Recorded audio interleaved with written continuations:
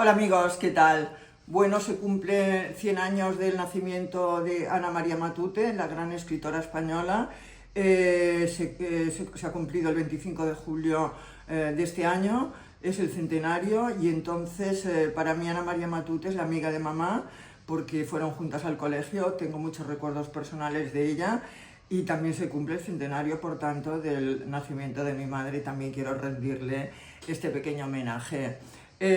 Bueno, Ana María era de Barcelona, mi madre y ella se conocieron en el Colegio de las Damas Negras, y es curioso porque mi madre, cuando me contaba la infancia de Ana María, cuando estaban juntas en el colegio, ya me decía, era una niña rara. Y luego, cuando yo la conocí de mayor y cuando la entrevisté, ella me dijo, yo fui una niña rara. Y es la primera vez que oí esta frase, que hoy es tópica y que la decimos todos, que decir, yo ya he dejado de decirla porque ya estaba harta de esta frase, que se ha convertido, porque al ser todos niños raros, pues ya dejamos de ser raros porque somos todos iguales, ¿no?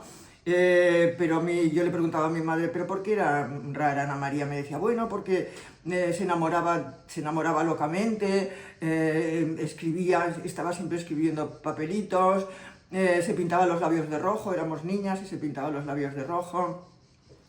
Y es curioso, bueno, porque la amistad de mis padres con Ana María y luego con su marido se extendió durante muchísimos años, durante todos mis años de infancia.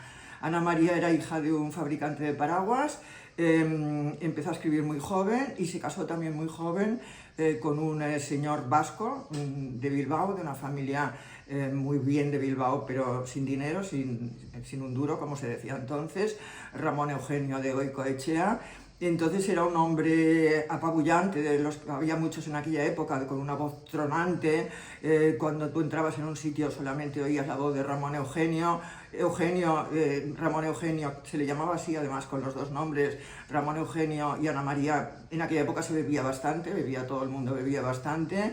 Entonces era el típico hombre ingenioso, inteligentísimo, que iba algún día a escribir una gran obra, ¿no? Que iba a ser algún día, iba a escribir un libro que iba a romper con la literatura española.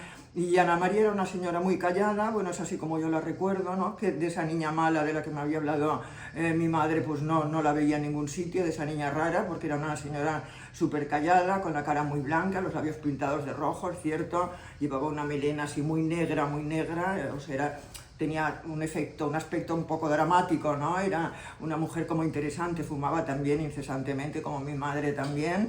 Pero el protagonista de la pareja era Ramón Eugenia, que parecía que estaba dotado para muy altos destinos y que iba a escribir y que iba a ser un escritor que iba a romper y que iba a ser la bomba. Ella estaba muy callada, realmente, había escrito ya cosas, había escrito novelas para mí magníficas, porque las leí siendo casi una niña, y yo era una lectora muy precoz. En aquella época, además, no había límites en las bibliotecas paternas, ¿no? No te decían, este libro no lo puedes leer o este sí, porque podías entrar libremente y coger los libros que te apetecieran. Mis hermanas y yo leemos libros de mayores y de pequeños también, porque yo también era una gran admiradora de Guillermo Brown, de los libros de Guillermo Brown, y entonces Ana María había escrito unos libros, por ejemplo recuerdo Primera Memoria, recuerdo Pequeño Teatro, recuerdo libros que trataban sobre la infancia, sobre niños, y además eran niños como yo, eran niños gamberros, niños naturales, no eran niños angelicales como podía ser, yo qué sé, los protagonistas de los cuentos de hadas, ¿no? Eran niños que bebían vino a escondidas de sus padres, que hacían gamberradas, que no tenían ningún contacto con los padres nunca. Y a mí eran libros de adultos, no eran libros para niños, pero eran unos libros que me fascinaban. Se fueron a vivir a Madrid, después yo lo recuerdo muchas veces en casa, el matrimonio, en fiestas que daban mis padres, tengo muchísimas fotos de ellos en mi casa con mis padres, tengo los libros tanto de Ramón Eugenio como de Ana María dedicados a mis padres, lo que pasa es que lo tengo todo en Barcelona, algún día os los enseñaré. Bueno, y la verdad es que luego se fueron a vivir a Madrid, y entonces él publicó realmente un par de libros que estaban muy bien, no recuerdo cómo se llamaban, pero porque esta es una crónica que estoy haciendo de memoria toda, no he consultado nada, porque encima la entrevista, la gran entrevista que le hice a Ana María, la tengo en un libro en Barcelona, que tampoco lo tengo aquí y la tengo que reproducir de memoria. Entonces él sacó su gran libro, que era Memorias sin corazón, se llamaba. Era un libro, pues ahora visto con los ojos de ahora, es un libro moderno, porque yo creo que es el primer libro de autoficción que yo he leído en mi vida, y narraba la experiencia de Ana María y él en Madrid. Y lo que era horroroso era que no tenía ningún pudor en describir la absoluta miseria en la que vivían. Y hay una anécdota, una imagen que yo no me he podido sacar de la cabeza, que es que ellos tenían un hijo, Juan Pablo, ellos tenían un hijo y llevaban al niño, lo llevaban en un coche de bebé hasta que fue bastante mayor. Bueno, pues este cochecito lo tuvieron que ir a empeñar al Monte de Piedad, ¿no?, para sacar algo de dinero para poder comer. Y entonces él describe con descarnada crudeza cómo salen del Monte de Piedad con Ana María, con su hijo, que ya tenía 7 o 8 años en esa época, en brazos, porque no tenían un cochecito donde llevarlo porque lo acababan de empeñar.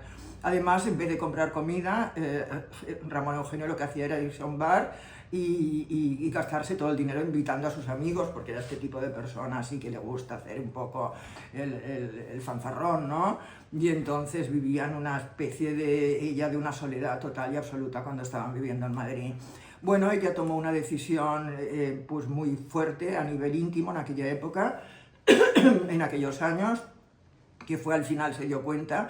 Ella me contó, ¿no?, de esa época después en la entrevista que le hice, me contó, yo no podía abrir la boca delante de él porque luego cuando llegábamos a casa me reñía, mis amigos, Martín Gaite, Ferlosio, todos estos se creían que yo era muda porque no hablaba absolutamente nada, estaba absolutamente sometida y sojuzgada, pero aún así encontró fuerzas para separarse de este hombre que en realidad era una losa al cuello, ¿no?, porque no la dejaba escribir. Y además la cosa más grave y una muestra del machismo imperante en aquella época era que esos libros que ella había escrito, que estaban muy bien, todo el mundo, y él dejó correr el rumor, ¿no?, sin desmentirlo en ningún momento, todo el mundo decía que en realidad quien los había escrito había sido su marido. Y lo curioso es que ahora hay una escritora muy buena que cuando empezó a escribir sus libros, ahora es famosísima y vende muchísimo y es súper conocida, pero cuando empezó a escribir sus libros todo el mundo empezó a decir que a ella también se los escribía su marido, y os estoy hablando de hace 10 o 15 años, o sea, tampoco hace tanto tiempo. Bueno, no era verdad, evidentemente, porque el marido creo que murió hace tiempo y ella continúa siendo una escritora muy exitosa. Bueno, pues estábamos con Ana María y Ramón Eugenio, ella decidió separarse. Y en esa época, cuando tú te separabas, que era un escándalo absoluto, el divorcio todavía tardaría pues 25 años en existir, 25 no 30, porque se formuló a principios de los años 80, a pesar de que Franco había muerto en 1975, pues la verdad es que se separó a las bravas, como se separaba en aquella época, y los jueces, cuando tú te separabas, automáticamente daban la custodia de tu hijo a tu marido.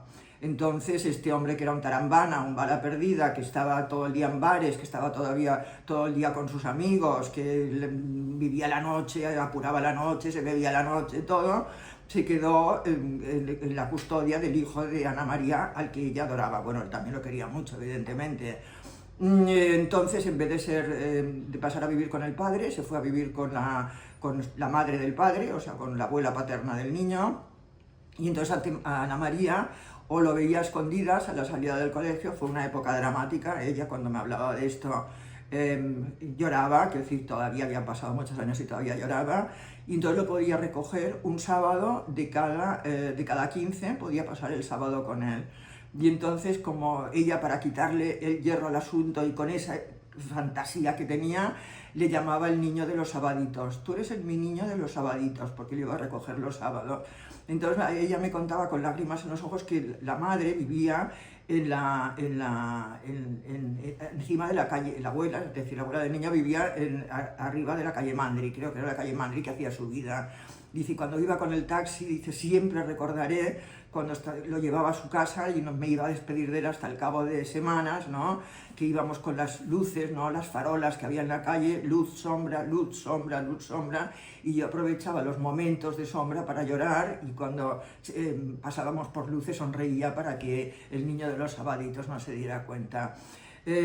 Ana María y Ramón Eugenio se reunían siempre con mis padres, bueno, en la época que estaban siempre con mis padres, se reunían en un bar que estaba en la calle Montaner, precisamente, que se llamaba el Bar de Saya, ya no existe, y ellos creo que vivían delante, en la calle Montaner, delante de este bar. Y delante de este bar había unos ciegos, una garita de ciegos, de estos que vendían ciegos, de la 11, ¿no? Que vendían los boletos estos de los ciegos. Y yo recuerdo que cuando yo iba a buscar a mi padre, a esta tertulia, ¿no? A esta peña, como se llamaba entonces, salíamos y mi padre siempre compraba números de los ciegos y luego se los regalaba a los ciegos. Decía, pero esto para vosotros, ¿eh? Y si os toca el premio es para vosotros, ¿eh? Es para vosotros, que yo os vigilaré, ¿eh? Que yo os vigilaré. Y aquel pequeño acto, ¿no?, de caridad en una época en que había carencias para todas las familias, pues la verdad que el acto de generosidad de mi padre se me ha quedado siempre en la cabeza.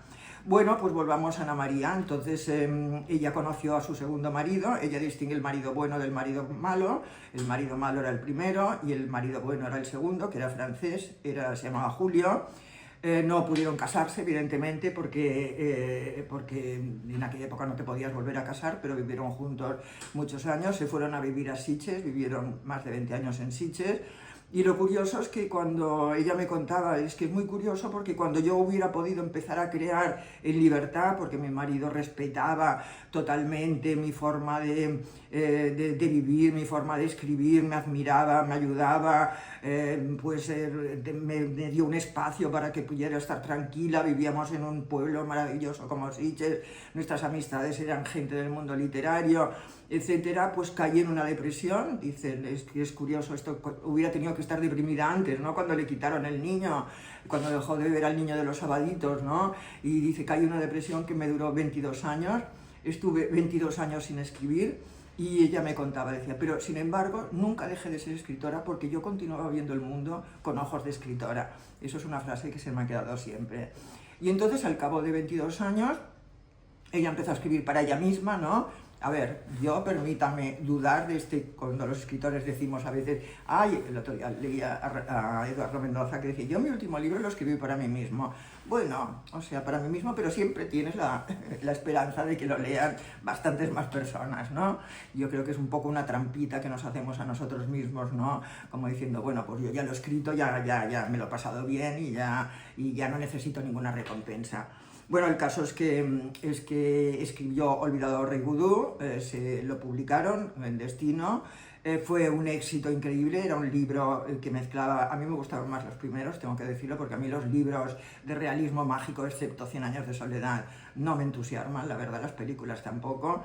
Y entonces era un libro pues con mucha fantasía, pasaba muchas cosas, era un libro como de adultos, pero también gustaba a los niños. Bueno, la verdad es que era, tuvo un éxito brutal y fue la aparición, ¿no?, estelar otra vez de Ana María Matute luego le hicieron de la Real Academia, le dieron el premio Cervantes, iba a decir el premio Fernández, bueno, en fin, tuvo todos los honores, la entrevistaban, fue el niño de los sabaditos, evidentemente ya se había vuelto adulto. Y la verdad es que volvió su aparición estelar. Yo en esa época evidentemente ya era periodista desde hace años y no daba muchas entrevistas, ella es cierto, pero bueno, yo un día me acerqué y le dije, oye, mira que soy hija de Pilar Estrada. ¡Ay, Pilar Estrada! Que habíamos sido tan amigas, pero que es de ella, que hace, a qué se dedica. Bueno, estuvimos hablando mucho rato de mi madre, de la niña rara, ¿no?, de esa que se pintaba los labios, etcétera, y entonces al final le digo, bueno, mira, soy periodista, evidentemente, estaba escribiendo un libro sobre mujeres notables, que no lo tengo aquí, por cierto, lo tengo en Barcelona, Mujeres 20 años después, digo, y me gustaría incluirte como la mejor escritora del siglo XX. Ay, bueno, pues sí, hombre, por ser la hija de Pilar, sí, me invitó a su casa. Y en esa época, creo que murió ahí, vivía en una casa enfrente de la Clínica Quirón, cerca del Parque Güell. Era una calle que hacía mucha cuesta arriba, ¿no? Era un ático, era una casa moderna, o sea, no le pegaba demasiado, ¿no? Porque era una casa, era bonita, pero sin demasiada personalidad, llena de libros.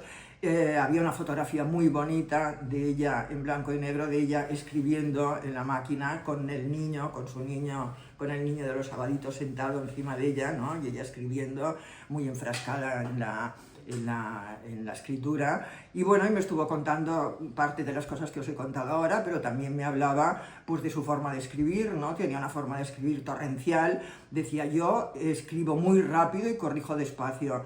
Y a mí es una cosa que se me ha quedado y es un poco, con todas las distancias que vosotros queráis poner, pero es un poco también lo que yo hago, ¿no? Que yo corrijo, escribo torrencialmente por la mañana, yo me siento delante del ordenador, escribo y escribo y escribo, y luego todas las tardes lo dedico a podar sobre todo, ¿no? A cortar, a corregir todo lo que he hecho por la mañana.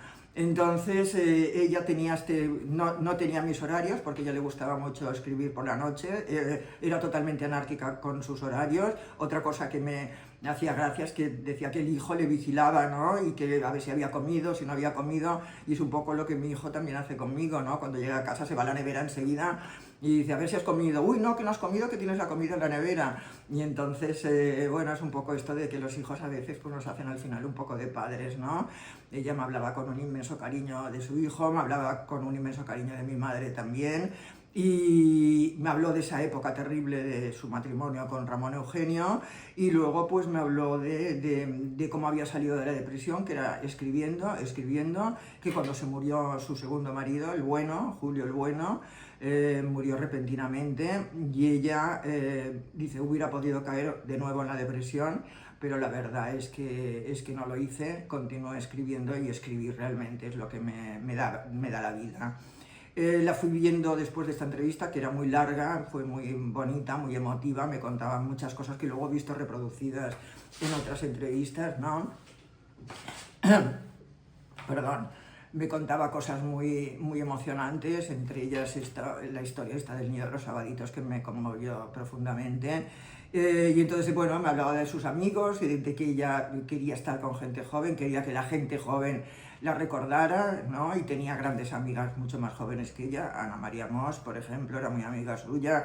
Colita, la fotógrafa, tenía grandes amigas, y a partir de entonces yo la veía en todos los saraos, entonces hacía mucha vida literaria en Barcelona, había cócteles, presentaciones de libros, y estaba siempre ahí, primero de pie, después sentada, después iba en una silla de ruedas que creo que empujaba al hijo. El hijo no ha tenido nunca ningún afán de protagonismo. Yo en las fotos apartaba siempre el momento de las fotografías, que yo sepa solamente ha dado una entrevista a Fátima Uribarri con motivo de un aniversario de la madre, una entrevista muy interesante también en la que habla de su infancia, de la forma de escribir que tenía su madre, de la vida que hacía. Su madre dejó además, claro, con eso que decía que los hijos se convierten en padres, pues la madre quería beber, ¿no? Se lo prohibían, tomaba medicación y no podía, pero a la que el hijo se daba la vuelta, ella decía, ahora que se ha dado la vuelta, venga, un gin tonic, por favor, ella le da gin tonic y de whisky. Bueno, el día que la entrevisté, era un día por la mañana, eran las 10 de la mañana, y nos pimplamos ahí las dos unos whiskies, que luego yo tuve que estar durmiendo toda la tarde, porque cogí una cogorza impresionante. Por cierto, me iba con magnetofón, porque te aseguro que si hubiera ido escribiendo, como he hecho muchas veces en entrevistas, escribiendo, no hubiera entendido mi letra, ni que me hubiera muerto, vamos, porque acabamos, pero en un estado, bueno, al menos yo, ¿no? En un estado bastante ebriedad, bastante avanzado. El caso es que se cumplen ahora 100 años de Ana María, de la muerte del nacimiento de Ana María Matute, se tiene que conmemorar. Es una escritora fantástica, de verdad yo pienso que el hecho de ser mujer no tienen que penalizarla, ¿no? No tienen que decir, bueno, esto que acabo de hacer yo, decir que habla muy bien de la infancia, no lo digo en el sentido de que al ser mujer conoce más la infancia, sino que tiene una sensibilidad especial para hablar de ese mundo sin esos velos infantiloides, ¿no? Y edulcorados, hablar de verdad cómo éramos los niños, ¿no? Los niños éramos duros, éramos intransigentes, crueles en ocasiones, esa visión dulce de la infancia para mí no existe. Y bueno, yo si tuviera que recomendar un libro de ella, recomendaría Pequeño Teatro, que me gustó mucho. Los Abel no lo he apuntado porque lo he apuntado en el orden en el que me gustaron. Él ya tiene una trilogía que se llama Los Mercaderes. Bueno, la trilogía esta yo no sabía que se llamaba Los Mercaderes, pero bueno, quizá el libro que más me ha gustado de ella, como os digo, es Los Abel y Fiesta al Noroeste. Son libros sobre los niños son siempre niños, sobre la infancia, sobre la pérdida de la inocencia, ¿no? y cómo el mundo de los mayores arrebata, ¿no? Ese espíritu salvaje también que tienen los años, que tenemos las personas en los primeros años de vida. Bueno, me gustaría que os hubiera entretenido este relato sobre la vida de Ana María Matute. Es sobre una amiga suya, es una amiga de mi madre. Yo no puedo decir que fuera amiga mía, ni muchísimo menos, pero tuve el placer de compartir toda una mañana con ella en la que compartimos muchas cosas, muchas historias. Yo también le conté muchas cosas de mi madre que ella desconocía. Y para mí siempre quedará ese recuerdo, ¿no? Esa anécdota del niño de los sabaditos, ¿no? Que a mí me conmueve profundamente, aunque el niño de los sabaditos hoy es un señor evidentemente hecho y derecho y con toda la barba. Bueno, pues nada, hoy ha sido un poco distinto el vídeo. Quería también hablar de libros en este vídeo, por algo soy escritora también. Y bueno, yo estoy alucinada porque tengo la casa llena de amigos de 4 patas y de 2 patas y ha habido silencio absoluto cuando llevo riñéndolas de tal manera desde que me he levantado que creo que están todos ahí muertos bueno, de miedo. Y bueno, como me decís que os enseñé a Brody de vez en cuando, Brody, ven Brody, ven. No, basta que le diga ven para que el tío no venga. O sea que, bueno, pues os envío un fuerte beso, abrazos, todo, y que sepáis que os quiero mucho, mucho, mucho, mucho a todos.